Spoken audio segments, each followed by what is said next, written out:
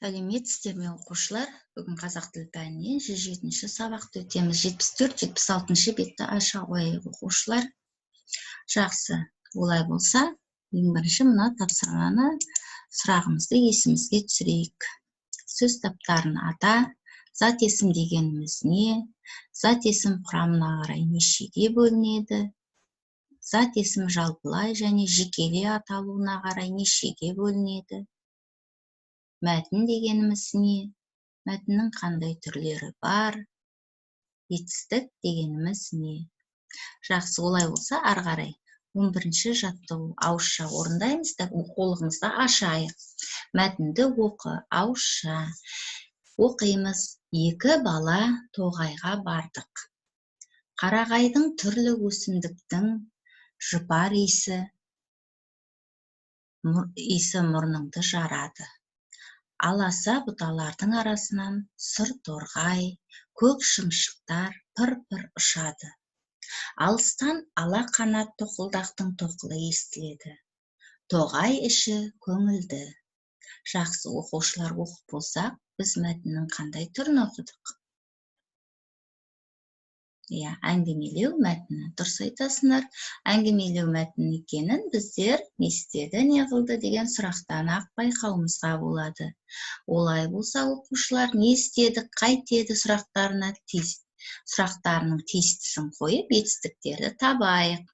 Екі бала тоғайға бардық. Не істедік? Бардық.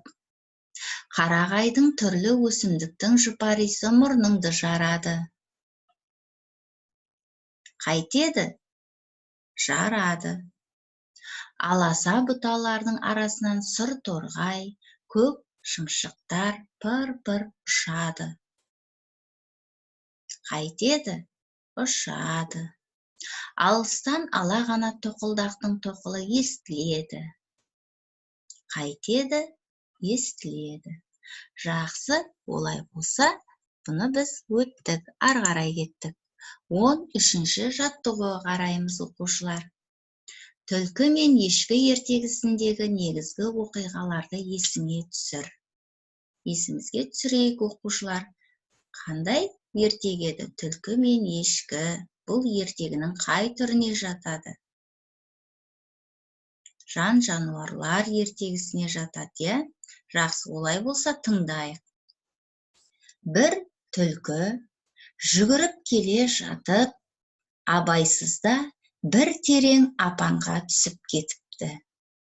Шыға алмай тұрғанда бір ешкі су іздеп жүріп, әлгі апанға кез болып түлкіні көреді. «Ей, түлкі батыр, не қылып тұрсың?» депті. «Ой, не қыласың? Жаным жай тауып тұр. Қырда әрі сусап, әрі ыстықтап өліп едім. Апанның іші әрі салқын, әрі түбінде тұп-тұнық суы бар екен», депті түлкі. Мұны естіп ешкі, «Мен де салқындайын, әрі су ішейін» деп ойлап, секіріп апанға түсіпті. Сонда түлкі секіріп ешкінің үстіне мініп, онан мүйізіне табан тірепті де, ырғып далаға шығып, жөніне кетіпті. «Өтірікке алданба, басың бәлеге душар болар» деген сөз осыдан қалыпты. Есімізге түсірдік пе оқушылар? Жақсы. Олай болса, ары қарай кеттік.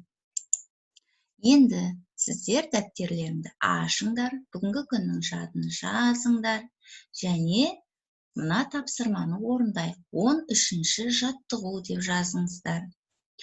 Суреттерді пайдаланып, жоспарды жалғастырып жаз дейді бізге. Жоспар бойынша бірінші түлкінің апанға түсіп кетуі. Екінші ешкінің түлкіні көруі. Үшінші жоспар бойынша ешкінің түлкіге алданып қалуы. Енді өздерің білесіңдер, қалай жоспар құрғанда болады? Менікін жазып алсаңдар да болады, жоқ, әлде өздерің құрсаңыздар да болады. Жақсы, олай болса, ары қарай 14-ші жаттығу. Сөздерді оқып, олардың етістік екенін дәлелде.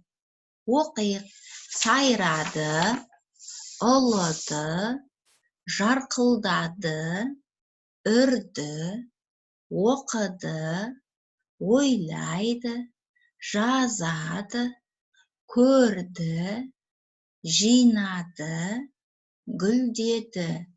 Бұлардың барлығы да қай сөз табы? Етістік. Дұрыс айтасыңдар. Қандай сұраққа жауап береді? Не істеді, қайтты, не қылды? Жарайсыңдар, олай болса, мына сөздерді топтастырыңыз. Не істеді? Жарқылдады. Не істеді? Оқыды. Не істеді? Көрді.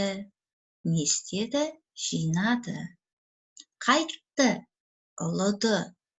Қайтты? Үрді. Қайтты? Гүлдеді. Қайтты? Сайрады.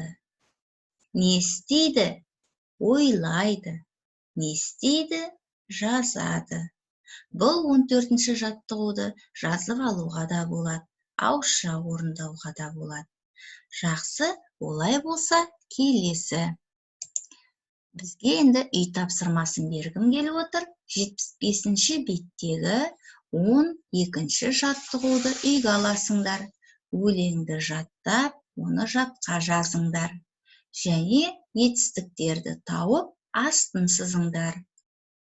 Үстіне сұрағын қойыңдар. Өлең не туралы екен айтыңдар. Оған ат қойыңдар. Алдымен өлеңді жаттаймыз. Және оған ат қоямыз. Ат қойғаннан кейін барып, өлеңді әдемілеп жазамыз. Жадқа жазамыз. Және етістіктің астын сызып, оның үстіне сұрағын қоямыз. Бүгінгі сабақ сонымен аяқталды.